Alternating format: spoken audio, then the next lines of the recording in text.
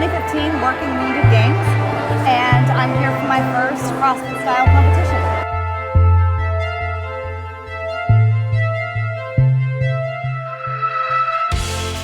I had Crohn's disease and had a surgery that went wrong. In 2007, I lost my hands and my feet due to septic shock. Had a hand transplant, one of 12 in the world. Being injured in Afghanistan, I sustained several enemy gunshot wounds, and it's been a couple years just simply getting back to the point where I could sit up in bed under my own power. Cerebral palsy is an orthopedic and neurological disorder where it is that a part of my brain doesn't send messages in the same way that others do for what it is that it's telling my body and my muscles to do or how to move.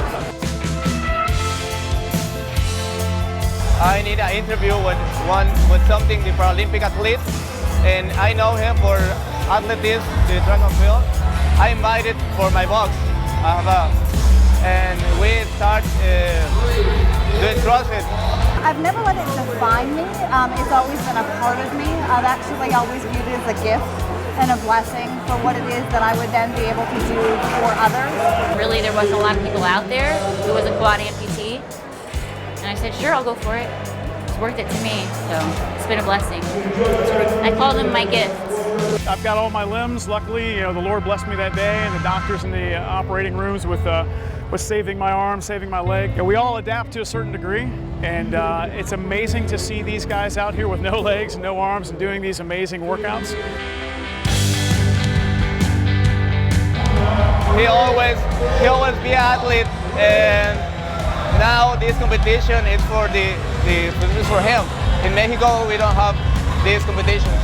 I was not a very fit person, to say the least. I was heavy. I used to use canes or arm crutches and leg braces to support my mobility and get around. To get the hands, I had to regrow, I had a complete organ failure. So I wanted my organs to regenerate, come back together. I wanted to live, I wanted to live my life. I was young, I'm still young.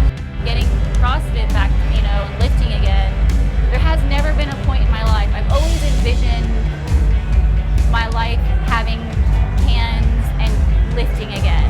So you're gonna get your arms around it. Yep, cradle it. Yeah. Okay. Yep. Roll it up into your stomach. Bent over, roll it in your stomach. Get a really good grip on it. Now you're gonna come up. All right. Got it. See how it goes. No, never.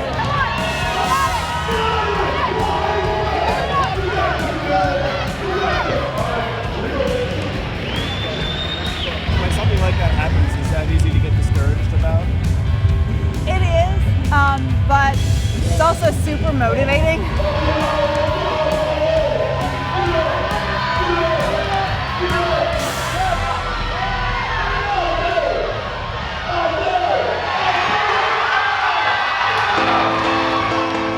It's just a no excuses kind of day, and it's a celebration of life to see these guys pushing that weight, moving these heavy objects, and not complaining about it and celebrating it.